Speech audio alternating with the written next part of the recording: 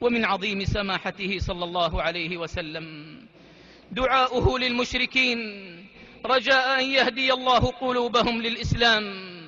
ففي الصحيحين من حديث أبي هريرة رضي الله عنه قال: قدم الطفيل وأصحابه فقالوا: يا رسول الله، إن دوسا قد كفرت وأبت، فادعوا الله عليها. فقيل: هلك الدوس، هلك الدوس. فقال صلى الله عليه وسلم: اللهم اهد دوسا وأت بهم، اللهم اهد دوسا وأت بهم.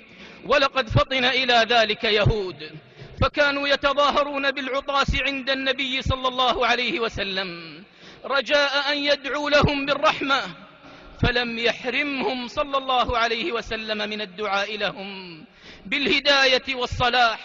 ففي سنن الترمذي بسند صحيح عن أبي موسى الأشعري رضي الله عنه قال: كان اليهود يتعاطسون عند النبي صلى الله عليه وسلم يرجون أن يقول لهم: يرحمكم الله، فيقول صلى الله عليه وسلم: يهديكم الله ويصلح بالكم، يهديكم الله ويصلح بالكم.